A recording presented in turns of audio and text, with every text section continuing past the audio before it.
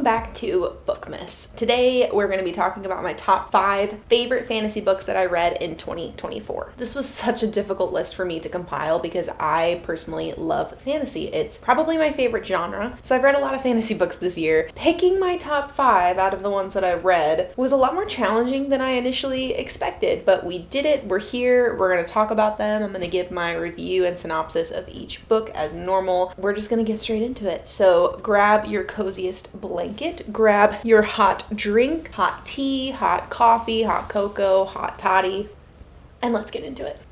In my number 5 spot for fantasy books that I read this year is going to be When the Moon Hatched by Sarah A. Parker. This book, when it first came out, I feel like it just absolutely took over the internet. BookTok, Bookstagram, BookTube. You couldn't escape this book. Everybody was talking about it. They were saying that it was really the next big romantasy, and so I was intrigued by it and I had to give it a try. What I was not expecting from this book was the size of it. This is a big freaking book to have as your first in a series. It is a series. There's going to be more books coming out. I'm not even sure when, but probably pretty soon here. Book 2 will be released, but this is like 700 pages right here. Very massive for the first book in a series. I feel like I could feel the length of it going through. There were moments where it felt like the story was dragging on a bit. Certain scenes felt like they were just too long and could have been shortened and edited quite a bit. That would be my biggest negative point on this book, is that it just got a little bit long-winded for me. But the story itself and the magic system and the foundation of the world I actually think is really, really cool. So we are in a fantasy world where the creators of the world or the universe have made dragons, and when these dragons die, they actually fly up into the sky and turn into stone, which they're called moons in this world. So there's lots of dragon tombstones, but they're moons in the sky, and occasionally they fall and land back on this earth, which really disrupts the balance of the society of the world that we're in. And so it's kind of a dangerous and beautiful concept, but also really sad at the same time. The creators also can grant magical powers to certain people in this world, and the way that they do this, which is actually the coolest thing I think about the magic system, because I've never read anything like this before, but the creators are constantly singing a song. And if you're able to hear a creator's song, you can learn it, sing with them, and then have their magical powers. So there's like a fire god, there's a wind god, there's different elemental magic, and you can learn the creator's song and then be able to use their powers. It's pretty rare for somebody to be able to hear one creator. It's super rare if you can hear multiple creators' songs and have multiple sets of powers. So we're in a world where there's different territories and different kingdoms and different kings that rule over those territories. Most of them are corrupt. The political landscape of this world is pretty unstable, and people are generally unhappy, which means, you know, that there's a rebellion group somewhere, which brings us to our main character, Rave, who is kind of a specially trained op within this rebellion group, and she's kind of working in this group to take down these corrupt kings. She lands herself in some trouble and gets captured by kind of the enforcers, the police, if you will, in this world, and is thrown into jail for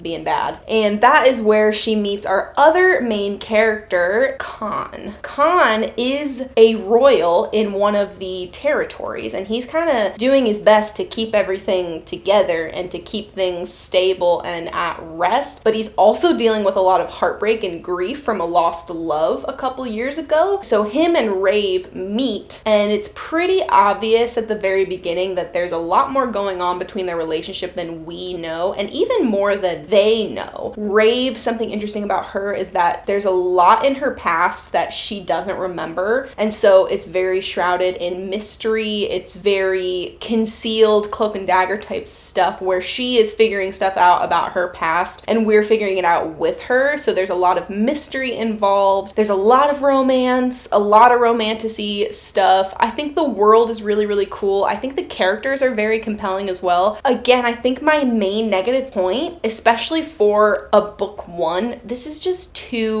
long-winded. It's too wordy, it's too dense, it's too long, because in something like this where I'm learning about the world, I kind of want to be able to get it at a relatively quick glance, or else I start losing interest, because you're spending so much time building the foundation of this world, which sometimes is a positive thing, but in this case, I was getting a little bit disinterested because I just wanted to get on with the plot. And I felt that way about certain scenes and certain moments in this book as well, where it just felt like a scene had run its course. We can move on, we can learn other things about the plot at this point, but we're still in a particular moment and a scene. I found that it actually took me quite a while to get through this book because I just didn't feel an urge to keep picking it up in the beginning. Once I got to a certain point, like maybe 2/3 of the way through, things pick up for sure, and it gets very epic, very suspenseful, so action-packed. Things are revealed that are really twisty and crazy, and it got my attention by that point, and I was fully signed up and fully into it. But it did take me a while to get there. I felt like I was putting in a lot of work as a reader in order to be connected to the book. So just know that going into it, like, it's a lot of work on the front end, but in my opinion, it did end up being worth it. I just wish that it was maybe a little bit easier. So I did really, really like this book. I'm super excited for where the series could go. I see a lot of potential in a world, in the characters, and just where the story itself could be taken by the author. So definitely looking forward to the next books. This is going to be in my number 5 spot just because I think it's a really unique concept. I love the world and the dragons. The characters are cool. I think storytelling just needs to be tightened up a little bit, but I'm very excited for the future of this story.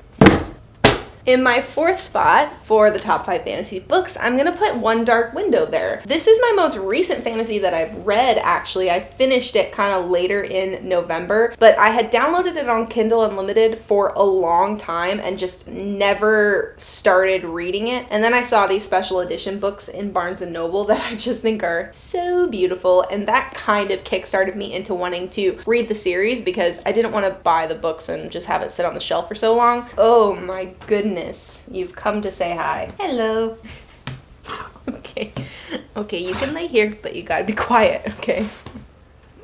So I finally picked up One Dark Window in November. This is a world that is really, really cool to me. I did a very in-depth breakdown of the world in my November reading wrap-up that I posted a little bit ago, so I won't go into as much detail here just because who has the time to do that twice. But basically, we follow our main character, Elspeth, who is considered infected. We live in a world where there is this sickness/infection that people can catch, and if they do catch it, it kind of gives them magical powers, but it is seen as a negative thing because these magical powers are also really dangerous. It can cause you to degenerate as a human as well. You can kind of lose your mind, your body can start to break down. It's different per person of how you react to the infection. So in this kingdom, it's actually illegal to be infected and to harbor an infected person. Elspeth was infected as a child and hidden by her family, so she's kind of living as an outlaw right now, sort of like under the radar. Nobody knows that she is infected, and she's really trying to keep it that way to protect her family from being accused of treason. The magic system involves what is called the Providence cards. There's 12 cards in the deck, and there's a certain amount of cards per card. So there's one called the Black Horse, and the users can gain strength from it and combat prowess, basically. So a lot of the king's guards uses the Black Horse, and again, there's multiple in that card set, and the cards are still pretty rare. They're dealt with on the black market. It's a very interesting form of currency, really, these cards in this world. And our plotline comes from Elspeth, who gets connected with this kind of rebel group. She's trying to unite the entire Providence deck of 12 cards, and if you get all 12 cards, you'll break this curse that is over the kingdom and over the land. But Elspeth has a lot of secrets. The rebel group that she's with, there are a lot of secrets, a lot of things going on, and it's just very, very interesting. The foundation of the world world, the magic system, the world building in general, I was very interested in. I think the plot is also super engaging and compelling. My one negative thing in this book is just that I felt like the characters were a little bit stagnant. They didn't move the plot along, if that makes sense. Really, the characters were just reacting to the plot and they weren't making decisions that changed the plot. They didn't really grow or develop. Their mindset didn't really change or adjust throughout the book, which is fine. This is a book one. There's one more book in this duology, and so I'm really hoping that the characters grow and develop in that book more than they did in this one, because I am a big character reader and I want to be emotionally connected to my characters and have compassion and empathy for them. And if they're kind of just stale and staying static the entire book, I find that I feel less connected to them versus if they were growing and changing and struggling through things that really affected the plot of the book itself. So the world here and the magic system, especially for a recent fantasy book, I'm so excited about. I feel like we've seen a lot of rinse and repeat with fantasy books recently, and this feels very fresh and very new. I just want to see more character development in book 2, but I'm very excited to read book 2. So that is in my number 4 spot.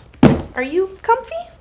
In third place in my top 5 fantasy books of 2024 is Divine Rivals by Rebecca Ross. This is another book that got really, really popular in the fantasy, romantasy genre on BookTok and Bookstagram and, you know, the whole spiel. And I definitely took a while to pick this one up. I don't know what was delaying me for so long, but I did really take my time. I think I wanted the dust to settle a bit as far as the hype around this book so that I could go in with a little bit more managed expectations, which I actually think was a really healthy place for me to be in when I started this book. So this is a young adult fantasy that follows our main character, Iris Winnow, who is an aspiring journalist, and her rival, Roman Kit. It takes place in a world where we're kind of urban fantasy. We're in a city, not a modern city, but I kind of interpret it as like the 1920s-ish, that kind of city vibe. But it's also fantasy because there are these divine gods that are kind of part of the lore and the history of this world. And these gods have been locked in a war for quite a long time. So it feels like, you know, we're in the city, we're following Iris, she's reporting on the war that's kind of happening in a little bit of a far off place. It's a bit removed from her, but her brother is off fighting in the war and she writes letters to her brother on her typewriter that she has, and she doesn't know where to send them. She doesn't know what to do. So it's kind of just like a cathartic thing where she just writes the letters to her brother and then slides them under her wardrobe drawer. And they keep disappearing. And so she's like, okay, my letters are definitely going somewhere. Turns out her letters are going to her rival, Roman Kit. And they start to correspond. Most of this book and most of their interaction is through letters. And I love that plot mechanism and that writing mechanism when an author uses like written word to develop the character's relationship. Obviously, there comes a point where it needs to happen in person, but it's one of my favorite tropes personally. Like the Guernsey Literary and Potato Peel Pie Society is one where the entire book is written in letters, and I think that's really, really cool. I even like books that kind of incorporate a texting relationship. It's just very interesting to me. That's totally a personal preference, and it's why I like Divine Rivals so much, is because a lot of their relationship developed and grew through letter writing. The world is really interesting. I like that it's kind of historical and urban while still having a very strong vibe of fantasy and gods and magical powers and this whole thing. It was really beautifully written. I think Rebecca Ross is a very lyrical and romantic writer. She's very, very talented at writing, and I think she's talented at causing you to feel connected to the main characters and very like emotional about their journey. And I just wanted to see them come together. I wanted to see them succeed and have a happy ending at the end of the book, which of course this book ends on a pretty big cliffhanger because Divine Rivals is part of a duology. The second book is called Ruthless Vows, and that book was pretty disappointing to me, and we'll leave it at that for now. I think I'll talk about that a little bit later, but if I'm just thinking about book one and not the duology as a whole, I really, really liked book one. It gave me all of the romantic, sweet, cozy vibes. The writing was really great, and the world was super intriguing to me. So this is in my number 3 spot. moving right along, coming in at my number 2 spot for the best fantasy books that I read this year is, no surprise, The Book of Doors by Gareth Brown. This is a debut novel for this author, and I've said it before, I'll say it again, I picked up this book solely based on how pretty I thought the cover was in Barnes & Noble, which ended up working out for me. Sometimes judging a book by its cover doesn't work out. Most of the time it doesn't work out, but here, it really worked out.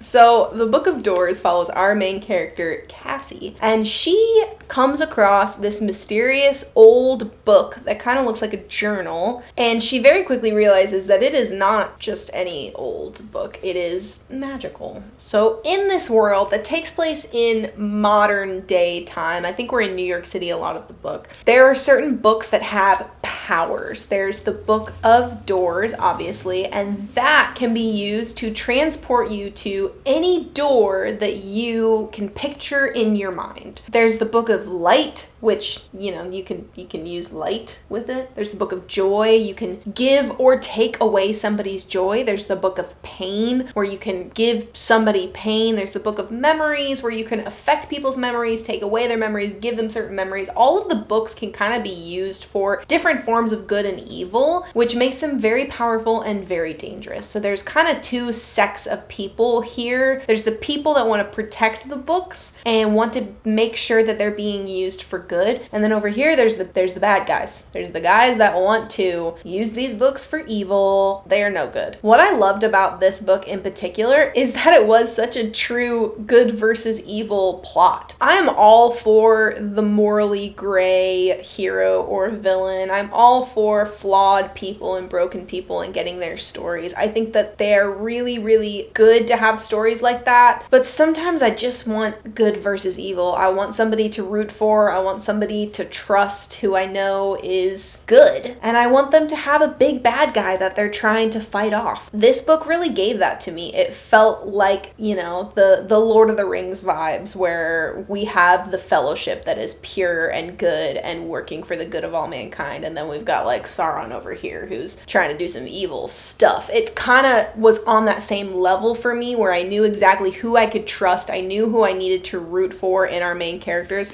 And I knew who the bad guys were, and I personally loved that. It was very refreshing to read that in a book, just because I think it has become such a trope, such a fad to recently have kind of, like I said, that morally gray main character, whether they are good or evil. And again, I like that. This was just nice to kind of have something fresh and new again. It's very adventurous. It's super suspenseful. The best word that I can think of to describe this is epic. It is absolutely epic. The journey that our main characters and the ensemble of characters go on, the stakes feel so high in this book. I was stressed out at certain points. Like I said about the bad guys, they really are scary. They were intimidating. There are certain parts of this book that I was on the absolute edge of my seat. I would say, as a trigger warning, there's a little bit of violence that kind of crossed my personal threshold, so maybe look into that before picking it up if you don't want to read something really violent, because I would say that there is quite a bit of this, especially towards the end, but it really did just add to the whole nature of the book. It's pretty short. It's not the longest read in the world, so I felt like I could get through it really easily. It's definitely a page turner. You will be reading it until it's over and not be able to stop. I loved the characters. I thought they were developed really well, and just everything. There's a lot of interesting and unique twists and turns. Things that I was not expecting to happen happened many times in this book. I just think it was written really, really well, and not a lot of people are talking about this book, but people need to be talking about this book for sure. You need to read The Book of Doors if you like fantasy at all. This needs more recognition for 2024 for sure. So that is in my number 2 spot, which means that my favorite fantasy book of the year, if you've watched any other videos along these lines, you know what I'm about to say. It's The Will of the Many by James Islington. I can't say enough good things about this book. This is 5+ stars. This is 6 stars. This is as many stars as I can give it. I absolutely love this book. Not only is it my favorite fantasy book of the year, it's definitely up there in my favorite book that I've read in 2024. So To give a little bit of context for it, it follows our main character, Viz, in a world that feels a little bit Roman Greek inspired, like ancient Roman Greek inspired, which I immediately thought was really, really cool. And we are in a class-based society. Very clear lines in classes. You can use magic, which is also called will in this book. You can yield will against people that are beneath you. So you really want to climb the ranks of this class-based system so that you can be the one using will and not having will used against you. The other interesting thing about will specifically is that you can cede will to other people, and the lower you are in the class system or on the totem pole, the more will that you have to give away. You are legally obligated to give your will away to the people that are above you in this society. So there's a lot of motivation to climb the ranks so that you get will from people beneath you, and so that you don't have to give as much will to people above you. There's this school or academy in this world where all of the elite society's children go basically to be indoctrinated into the government system of this world. And there's a lot of fishy stuff going on in this academy. Viz is sent into the academy as an undercover student, but actually he's there to kind of figure out what's going on. It's a big mystery. Not totally sure what sketchy stuff is happening, because there's definitely sketchy stuff happening. So I love that it takes place in an academy school setting. I'm a big fan of that type of book. There's a lot of mystery surrounding our main character, Viz. He is very clearly not who he says he is, but we are kind of learning as things unfold and as the plot develops that there's definitely a lot more to him than initially meets the eye and then he outwardly portrays to other people. It's first-person perspective, but just because it's first-person perspective doesn't mean that you have all the answers. I think there are some books that are first-person where, because you're in the character's head, you immediately know all of their secrets, but everybody else doesn't know their secrets yet. That's not the case here. Actually, our main character doesn't really reveal a lot about himself in his thought patterns, which is fun as a reader to still get a first-person perspective while maintaining a lot of mystery in the book itself, because it feels like I just have to know what's going on. I have to keep reading until things are revealed. I thought that was done really, really well in this book. It ends on a crazy intense cliffhanger. I have been waiting for book 2 for so long. I'm literally counting down the days to book 2. This is the first in a series, and I think if book 2, book 3, however long it goes, if it is anywhere near as good as this, it could be one of my favorite series of all time. I'm so obsessed with this book. I think that everybody should read it, whether you like fantasy or not. The other thing that I think this book does really well is having a male main character, specifically first-person perspective male main character, that anybody can read and enjoy. Whether we like to admit it or not, there's definitely a case of female readers gravitating towards female main characters and male readers gravitating towards male main characters. And a lot of the times, I can't connect with a first-person perspective that's coming from a male. I can still enjoy the book, but just unfortunately, it's difficult for me to always connect and relate to them. This never felt like a problem in this book. I connected to Viz immediately. I felt so much empathy for him. I was rooting for him the entire time. Even when he made questionable choices, I just wanted to see him succeed. I literally was so invested in this world and in this book. I will talk about this forever, and at some point I need to cut it off. So unquestionably, this is my favorite fantasy book that I read this year. So these are my top 5 favorite fantasy books that I read in the year. I would love to know if you've read any of these books and if you have any thoughts on them. What did you think about them? How did you rank them? How did you feel about them? And thank you so much for joining for more Bookmas content, and we will see you really soon.